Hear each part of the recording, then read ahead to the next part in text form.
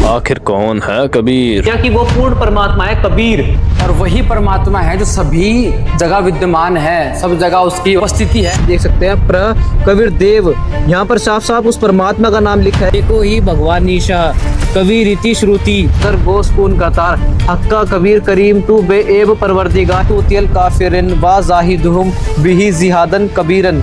सी अल इस कबीर, वो परमेश्वर धरती पे आके अपने तत्व ज्ञान का प्रचार दोहों के माध्यम से करता है। नमस्कार दर्शकों, परमात्मा की जान ने हमें पेड़, पत्थर, गोबर आदि आदि न जाने कितने चीजें पुजवा दी, लेकिन इन सभी पूजा के बावजूद ना हमें परमात्मा मिला, ना उससे मिलने वाले लाभ मिले। दुख इस बात का है कि जिस परमात्मा की जानकारी हमारे सभी धर्मों के धार्मिक ग्रंथों में थी, वो हमसे छुपाई गई। लेकिन दर्शकों, इस विश्व में आज एकमात्र जगत गुरु तत्वदर्शी संत रामपाल जी महाराज जी ने हमें सारे धर्मों के ग्रंथों से प्रमाणित कर दिया कि वो पूर्ण परमात्मा एक कौन है। दर्शकों, अभी तक हमें अंधकार के अंदर रखा गया, लेकिन आज संत रामपाल जी महाराज जी ने पूरे विश्व के अंदर ज्ञान रूपी जोत जलाकर वो प्रूफ कर दिया आखिर कौन है पूर्ण परमात्मा। दर्शकों, पहले आते हैं अपने हिंदू धर्म के ग्रंथों पर, जिसमें से आते हैं सबसे पहले चारों वेद में सबसे पहले हम आपको दिखाएंगे ऋग्वेद से प्रमाण आखिर कौन है वो भगवान। दर्शकों, यह है पवित्र ऋग्वेद हिंदी भाष्य 9-10 मंडल इकट्ठा। आइए चलते हैं।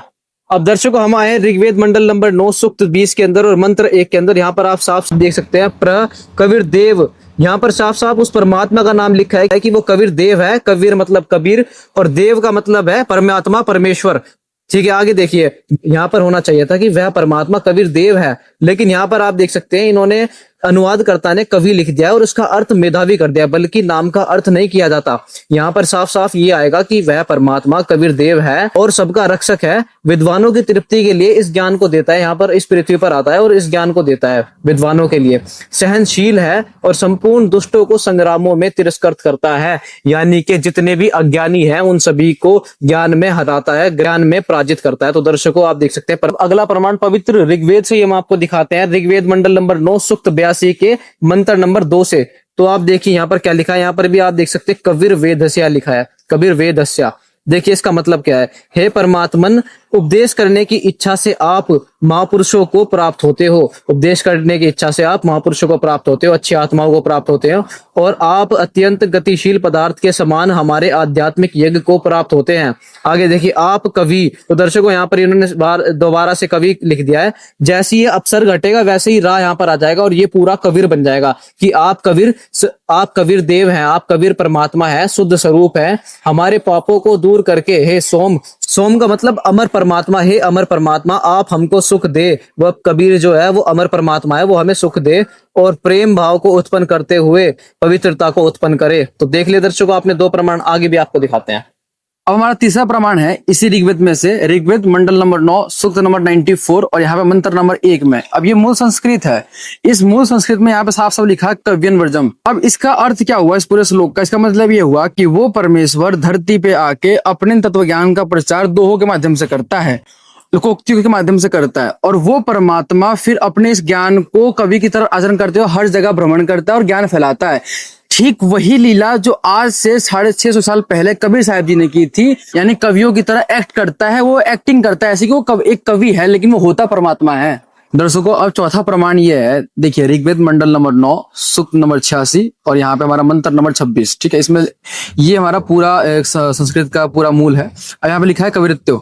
अब इसमें जो जिसके बाद जो पूरा इसका मतलब है ना, वो समझे क्या लिखा है कि यज्ञ करने वाले यजमानों के लिए परमात्मा सब रास्तों को सुगम करता हुआ उनके विघ्नों को मर्दन करता है और उनको पवित्र करता हुआ और अपने रूप को सरल करता हुआ वह कांति में परमात्मा सर्वज्ञ। अब देखो यहाँ पे गलती क्या हुई, यहाँ कबीर करके यहाँ पे अवसर लगा दिया। अब जैसे ये अवसर घटेगा तो यहाँ पर र लगेगा, तो ये हो जाएगा कबीर।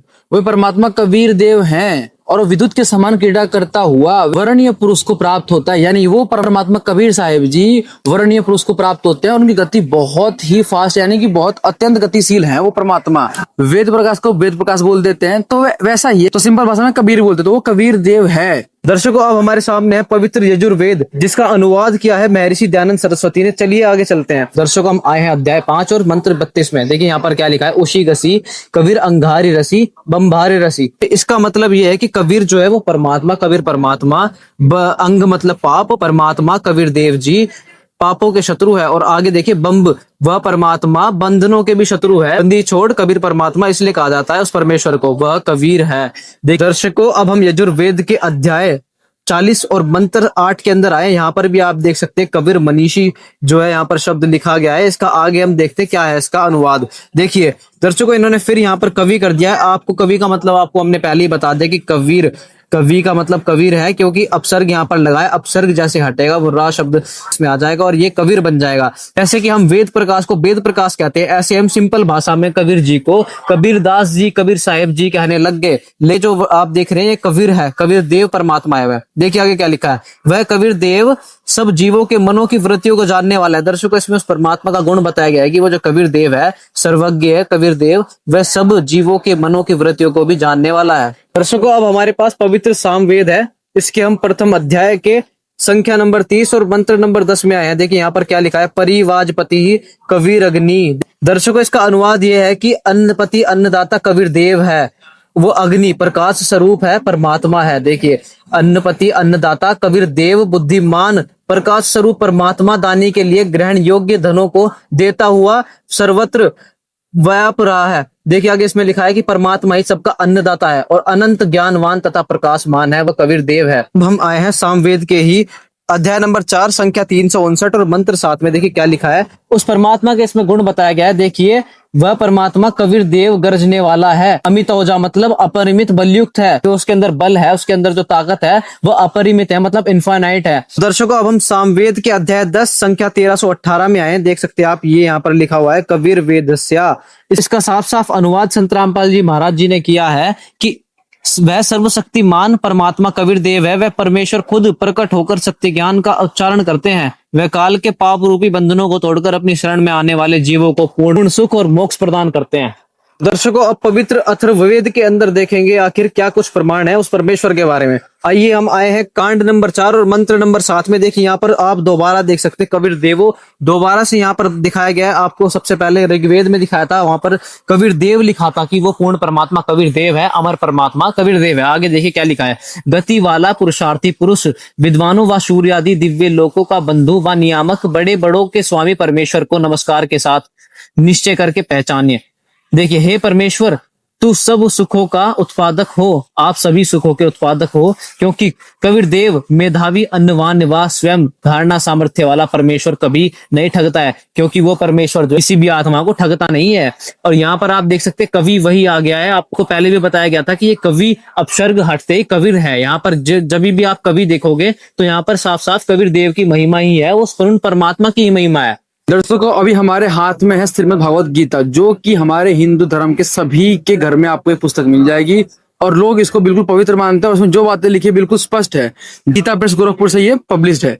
अब इसके आते हैं अध्याय नंबर 8 श्लोक नंबर 9 में। और यहाँ पे लिखा है या कवियम, ठीक है कवियम, जो परमात्मा कबीर या कबीर होगा, अनादि सबके नियंता, सूक्ष्म से भी अति सूक्ष्म, सबके धारण पोषण करने वाले, अचिंत स्वरूप, सूर्य के सदस्य, नित्य चेतन, प्रकाश रूप और अविद्या से अति परे शुद्ध सच्चिदानंद घन ब्रह्म परमेश्वर का स्मरण करता है। यानी वो परमात्मा सबका धारण पोषण करने वाला है और सूक्ष्म से भी अति सूक्ष्म है, और वही परमेश्वर अज्ञान से बहुत दूर है, जिसका प्रमाण हमने अभी आपको जस्ट ऋग्वेद में दिखाया था। और वही परमात्मा ज्ञानी पुरुष को यानी वर्णीय पुरुष को मिलता है और अपना तत्व ज्ञान देता है। तो दर्शकों अब हम पुराणों की तरफ चलते हैं और सबसे पहले हम कूर्म पुराण ले लेते हैं, जिसका कोड नंबर 1131 है। आप इसको मंगवा कर पढ़ भी सकते हैं, गीता प्रेस गोरखपुर से प्रकाशित है। इसके हम 5वें अध्याय में आते हो तो देखिए यहाँ पर क्या लिखा है, ब्रह्मा विष्णु एवं महेश तीनों का प्रकृति में लय हो जाता है। इस प्रकार ब्रह्मा जीव वासुदेव तथा शंकर की काल के द्वारा ही सृजना होती है। दर्शकों ये काल जो है ब्रह्मा विष्णु महेश का पिता है। इसमें बताया गया है कि ब्रह्मा विष्णु महेश की जो उत्पत्ति काल के द्वारा होती है, फिर वही काल इनका पुनः वही काल इनका संहार भी करता है, मतलब वही काल इनको मारता भी है। यह काल भगवान है, इनका पिता है काल। आगे देखिए क्या लिखा है, ब्रह्मा रुद्र तथा नारायण आदि बहुत होते हैं, ब्रह्मा विष्णु महेश जैसे बहुत होते हैं, किंतु भगवान एक ही है। कौन है? देखिए, एको ही भगवान ईशा कबीर इति श्रुति, कि वो भगवान सिर्फ एक है। कौन है? कबीर इति, भगवान कबीर है, कबीर परमात्मा है वो भगवान। यहाँ से ये भी प्रूफ हो चुका है, हम ब्रह्मा विष्णु महेश को परमात्मा मानते हैं, लेकिन ब्रह्मा विष्णु महेश और काल इन सभी की जन्म मृत्यु होती है, लेकिन वो परमात्मा जो एक है वो कौन है? वो कबीर देव है। कबीर दास जी थे जो कि आज से 600 साल पहले आए थे।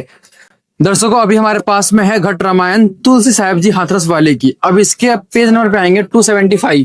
खुद कबीर अविगत से आया। ठीक है, अब आगे लेते हैं हमारे मतलब का।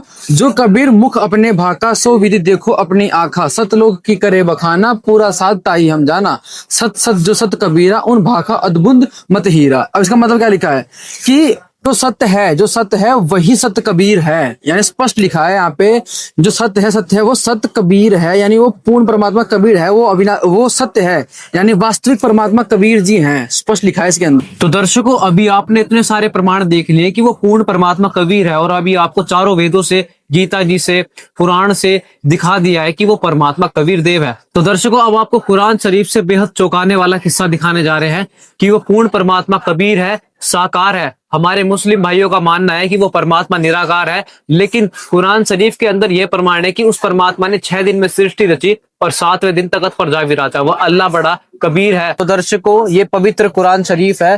दर्शकों हम आए हैं सूरत फुरकानी 25 आयत नंबर 52 पर। देखिए क्या लिखा है, फलतुतियल काफिरिन व जाहिदुहुम बिही जिहादन कबीरन। जो आप पूर्ण तरीके से देख सकते हैं कि यहाँ पर कबीरन शब्द लिखा है, उस परमात्मा का नाम लिखा है, उस अल्लाह का नाम लिखा है कि वह कबीर है। देखिए इसका पूरा अनुवाद क्या है। यहाँ पर अनुवादकर्ता ने लिखा है कि तो तुम काफिरों का कहा न मानना और इस कुरान की दलीलों से उनका सामना बड़े जोरों से करो। दर्शकों यहाँ पर इन्होंने कबीरन का अर्थ बड़ा करा है। दर्शकों उस परमात्मा को कबीरन कहो, खबीरन कहो, कबीर कहो, कबीरा कहो, और यहाँ पर इन्होंने कबीरन शब्द का अर्थ बड़ा कर दिया है। लेकिन यहाँ पर नाम का कोई अर्थ नहीं होता, कबीरन वह पूर्ण परमात्मा यहाँ पर लिखना चाहिए था। कि दर्शकों यहाँ पर साफ साफ संत रामपाल जी महाराज जी ने अनुवाद करके बताया हमें कि तुम उन काफिरों का कहा न मानना जो कबीर को अल्लाह नहीं मानते, और उस परमात्मा के लिए आप संघर्ष करो, जिहाद करो। इसका साफ साफ यह अर्थ है। आगे आपको दिखाते हैं। देखिए आप आगे यहाँ पर अगले पेज पर देख सकते हैं, इबाद ही खबीरा यहाँ पर लिखा है। उस परमात्मा को खबीरा कहो, खबीरन कहो, कबीरन कहो। आगे आप देखिए अर्रहमानो फी खबीरन। देखिए जिसने आसमान और जमीन और जो कुछ उनके बीच में है सबको 6 दिन में पैदा किया, फिर तख्त पर जा विराजा। दर्शकों अब यहाँ पर आपकी शंका का निवारण भी होगा कि वो तख्त पर जा विराजा। अगर परमात्मा निराकार है, अगर अल्लाह निराकार है, वो साकार नहीं है, तो वो तख्त पर कैसे जाकर विराज गया? वह अल्लाह बड़ा, फिर यहाँ पर इन्होंने अल्लाह बड़ा कर दिया। वह अल्लाह कबीर है, रहमान है, यह यहाँ पर अर्थ होना चाहिए था। लेकिन दर्शकों यहाँ पर अनुवादकर्ता ने फिर से वही बात कर दी कि नाम का अर्थ कर दिया। उस परमात्मा का नाम कबीर है, खबीर है, उस परमात्मा को कबीरा खबीरा कहा जाता है, लेकिन यहाँ पर उन्होंने नाम का साफ साफ अर्थ कर दिया है, बड़ा कर दिया है। वह यहाँ पर जो संत रामपाल जी महाराज जी ने अनुवाद किया है, जो कि बाखबर संत हैं, उन्होंने यहाँ पर अनुवाद किया है कि वह अल्लाह कबीर रहमान है। तो उसकी खबर किसी बाखबर इल्म वाले से पूछ देखो। दर्शकों वो बाखबर कोई और नहीं, वह संत रामपाल जी महाराज जी आज इस पूरे विश्व में एकमात्र तत्वदर्शी संत कह लो, या बाखबर, या धीरा नाम संत जान लो। तो हमारे भाई कुछ मानते हैं कि जिहादन का अर्थ होता है कि कत्लेआम कर दो, लड़ाइयाँ कर दो, मार काट कर दो, लेकिन जिहादन का साफ साफ अर्थ होता है संघर्ष करना। उस परमात्मा के लिए संघर्ष करना ही जिहाद का अर्थ है। दर्शकों शब्द का असली मतलब जिहाद का ये जो शब्द है अरबी में जिहाद माने जद्दोजहद, स्ट्रगल के हैं।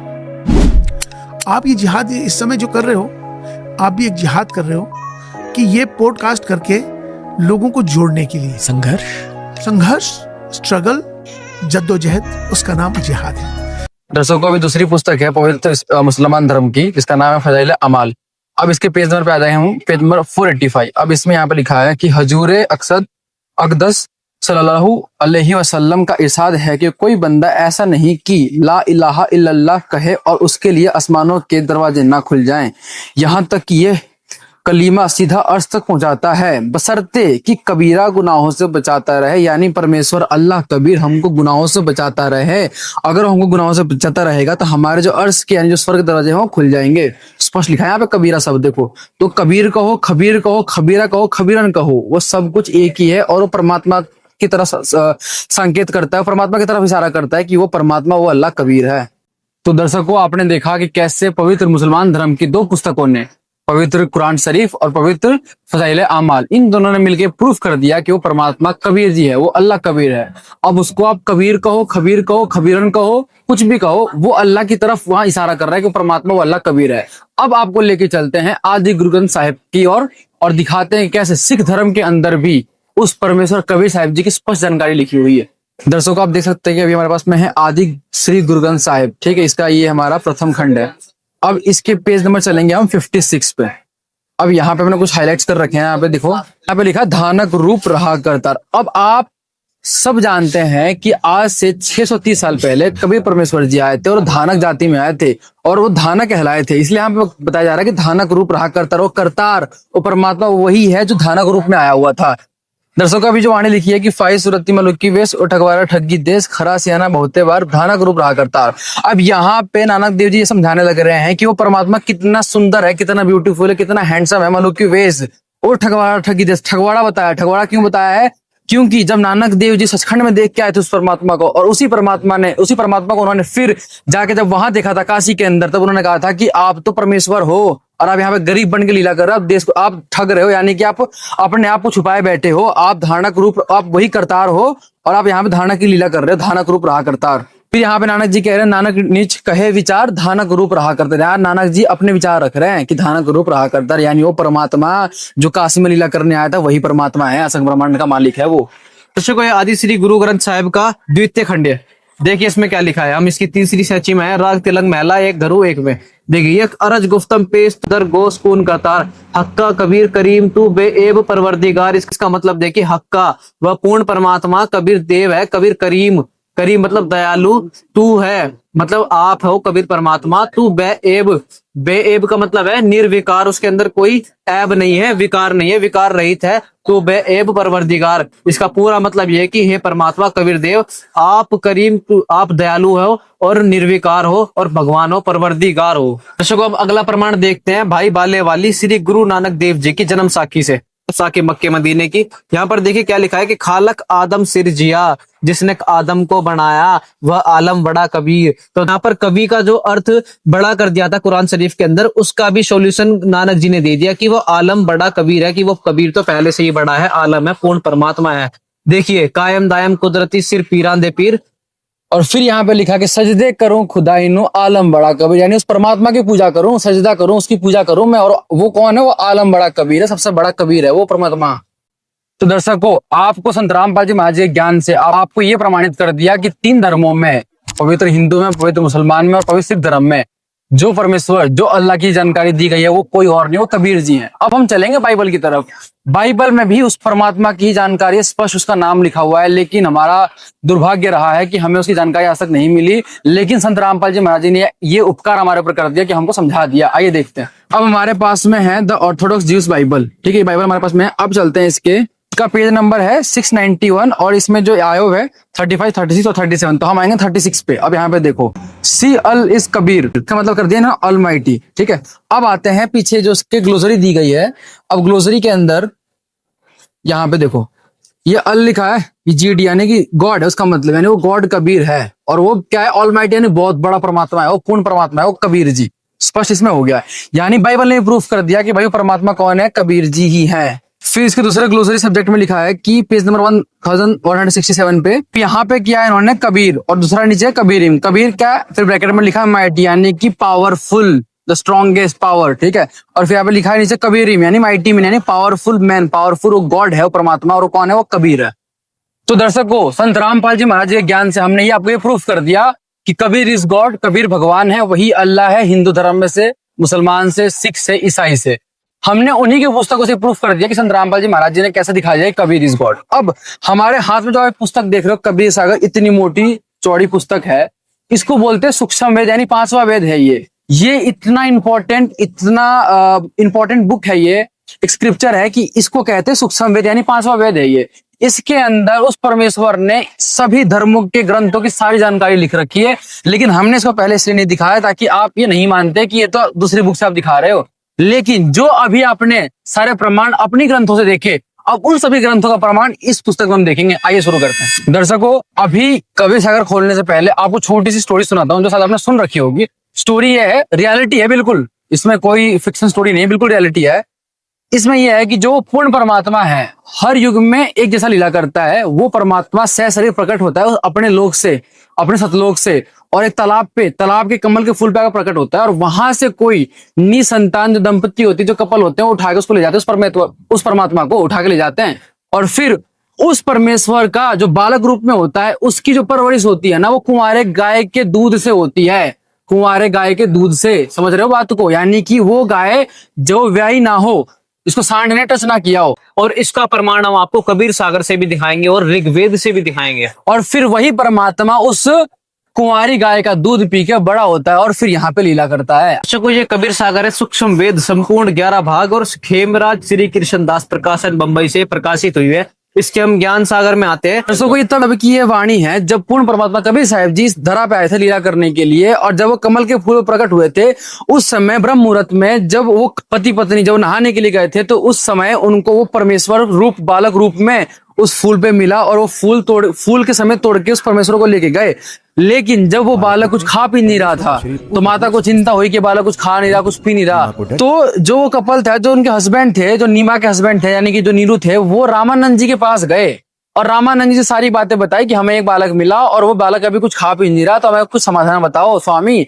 तब रामानंद जी ने बात बताई। रामानंद असयुक्ति विचारा, तुम सुत कोई ज्ञान नहीं अवतारा। तुम उस बच्चिया को लेके आओ जिसको बैल ने टच ना किया गया हो। सोले ठाट करते ही आगा, दूध चले ते ही थनते, दूध दही धरो छिपाई। अक्षुदावंत जब होए ता कहे देव खवाई, कि जब दूध चले थन से तो दूध को छुपा के धर देना, और अक्षुदावंत जब उसको भूख लगे, जब बालक को भूख लगे, तब उसको पिला देना। तो दर्शकों, जैसा आपने देखा सूक्ष्म वेद यानी कबीर सागर में आपने देखा कि कैसे वो पूर्ण परमात्मा है जो कुंवारी गाय का दूध पी के बड़ा होता है। अब उसी का सेम प्रमाण ऋग्वेद के अंदर दिया गया है। आइए देखते हैं। ऋग्वेद मंडल नंबर 9 सूक्त नंबर 1 और मंत्र नंबर 9 में लिखा है। ये पूरा हमारा ये संस्कृत में है। अब देखो, उस सोम, यहाँ पे लिखा है सोम स्वभाव वाले श्रद्धालु पुरुष, जो कि गलत किया है। अब देखो यहाँ पे साफ साफ यहाँ पे सोम का मतलब किया है हे सोम स्वभाव वाले परमात्मन। ठीक है, परमात्मा करेंगे यहाँ पे हम। तो यहाँ पे हम करेंगे कि हे सोम स्वभाव वाले परमात्मा शिशु रूप में, यानी शिशुम लिखा है ना यहाँ पे शिशुम, तो वो परमात्मा जब शिशु रूप में लीला करता है, उसको फिर यहाँ पे सब प्रकार से अधन्य, यानी कि वो गाय जिसको भी बैल ने टच ना किया हो, बिना धनाई, तो वो गाय गौवे तृप्त करती हैं। यानी उस परमात्मा की जो है वो तृप्त करती है, उसकी परवरिश की लीला जो होती है उस गाय के दूध से होती है, और वो परमात्मा कुंवारी गाय का दूध पीता है। दर्शकों, अभी हमारे पास जो दूसरी पुस्तक है वो है कबीर मंसूर। ठीक है जी। अब इसके हम आएंगे पेज नंबर 508 पे। अब यहाँ पे शिव जी और पार्वती जी, जो पार्वती माँ है, वो शिव जी से प्रश्न कर रही है कि वो कबीर कौन है जिसके बारे में बता रहे थे। तो यहाँ पे लिखा है, देखो पार्वती जी का प्रश्न, ए स्वामी जी, जो 3 अक्षर कबीर है वो कबीर कौन है तथा किन देवताओं में से है? तो महादेव जी उत्तर देते हैं, ब्रह्म प्रकट समस्त जीवों में समान रूप से रम रहा, ऐसे को कबीर कहते हैं। ब्रह्म रूप है, अमर बीज रूप है, भीतर बाहर सब स्थानों में संभाव है, सब स्थान में संभाव है, उसको कबीर कहते हैं। फिर इधर आइए 509 पे, है ना। का अर्थ सुख, रूप समुद्र का देने वाला है, व का किया है ज्ञान देने वाला है, और र का किया इन्होंने आरंभ अंत कुछ नहीं है, ऐसे को कबीर कहते हैं। जिसका आदि हो ना अंत हो, ऐसे को कबीर कहते हैं। फिर देखें, क समस्त शरीरों का स्वामी है, प्रत्येक स्थान में वर्तमान है। बी सबका विजय करता है, और र सबका प्यारा है, उसको कबीर कहते हैं। यानी यहाँ पर स्पष्ट कर दिया है शिव जी ने पार्वती माँ को कि वो कबीर है जिसका आदि ना अंत है, जो सबको प्यार देता है, जिसको मोक्ष देता है, ज्ञान देता है, ऐसे को कबीर जी कहते हैं। कबीर की कविताई में, उनकी शायरी में एक चुंबकत्व है। चुंबक वो खींचता है अपनी तरफ। ये कबीर की बहुत बड़ी खूबी है, और यही वजह है कि कबीर आज भी जिंदा है और न जाने कितने हजारों लाखों साल भी जिंदा रहेंगे। हम ही अलख अला है कुतुब गोस और पीरे, गरीबदास खालिक धनी हमारा नाम कबीर। तो दर्शकों, संत रामपाल जी महाराज जी की दया से आपको हमने ये दिखा दिया कि कैसे कबीर जी हर जगह हैं। दर्शकों, आज संत रामपाल जी महाराज जी ने सैकड़ों प्रमाण दिखा दिए कि आखिर कौन है पूर्ण परमात्मा, और दिखा दिया, स्पष्ट कर दिया कि वो पूर्ण परमात्मा है कबीर, और वही परमात्मा है जो सभी जगह विद्यमान है, सब जगह उसकी उपस्थिति है, और वो परमात्मा कबीर जी हैं। अब ये जो आपको सारी चीजें समझाई, ये संत रामपाल जी महाराज जी की दया से हुआ है कि संत रामपाल जी महाराज जी ने हमको समझा दिया कि डॉट्स को कैसे कनेक्ट करना है। दर्शकों, आज संत रामपाल जी महाराज जी ने हम सब जीवों के ऊपर इतना बड़ा उपकार किया कि उन्होंने आज हमें मोक्ष मार्ग बता दिया और उस परमात्मा के घर का रास्ता बता दिया। संत रामपाल जी महाराज सिखाते हैं कि हमें किसी भी धर्म से ना नफरत करनी है, ना उसको हमें अलग समझना है। ये ठीक उसी तरह से है कि जैसे एक विद्यार्थी अपने स्कूल में पढ़ाई करता है, चाहे वो 10वीं कक्षा में चाहे 12वीं कक्षा में हो, उसके पास 5 से 6 विषय होते हैं, उस विद्यार्थी को पास होने के लिए 5 विषय एक मन से पढ़ना पड़ता है, पूरा फोकस लगा के पढ़ना पड़ता है। अगर वो ये सोच ले कि मैं एक को पढ़ लूं बाकी को छोड़ दूं तो उसकी मूर्खता है।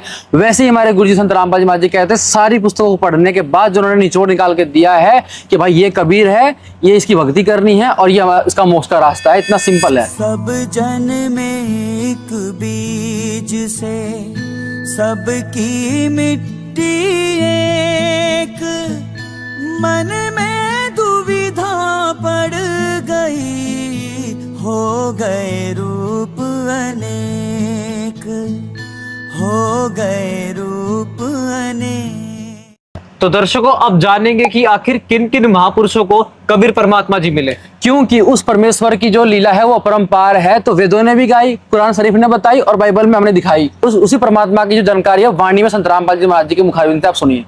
तो जैसे आदरणीय गरीबदास साहिब जी को परमात्मा मिले, आदरणीय नानक साहिब जी को मिले, आदरणीय धर्मदास साहिब जी को परमात्मा कबीर जी मिले, आदरणीय दादू साहिब जी को मिले, आदरणीय मलुकदास साहिब जी को मिले, आदरणीय गीसादास साहिब जी को मिले। उन सभी ने उस परमात्मा की महिमा का गुणगान किया, आंखों देखा सतलोक और सचखंड बताया। गरीबदास साहिब जी को परमात्मा सचखंड लेकर गए, वहां की सारी स्थिति दिखाकर वापस छोड़ा, तब कहा था अनंत कोट ब्रह्मांड का एक रति नहीं भारे, सतगुरु पुरुष कबीर हैं ये कुल के सिरजनहारे। आदरणीय रामानंद जी को परमात्मा सचखंड लेकर गए थे और फिर उसी तरह वापस छोड़ा, तब उसने कहा था दो ठोर है एक तू भया एक से दो, गरीबदास हम कारणे तुम उतरे हो मगजो। बोलत रामानंद जी सुनो कबीर करतारे, गरीबदास सब रूप के तुम ही सृजनहारे।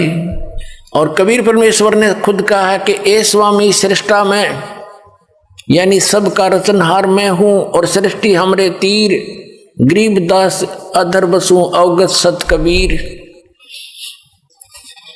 और फिर परमात्मा ने कहा कि सुन रामानंद राम हम, यानी राम माने परमात्मा, हम हैं।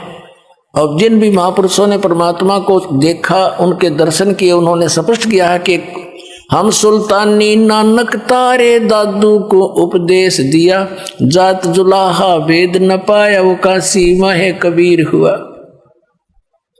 आदरणीय नानक साहिब जी ने कहा है कि फाई सुरत मुल्की वेश ए ठगवाड़ा ठगी देश, खरा सियाणा बोता बार, ये धानक रूप रहा करतार। करतार माने सबका रचने वाला, सबका स्वामी। ये बोलो सतगुरुदेव।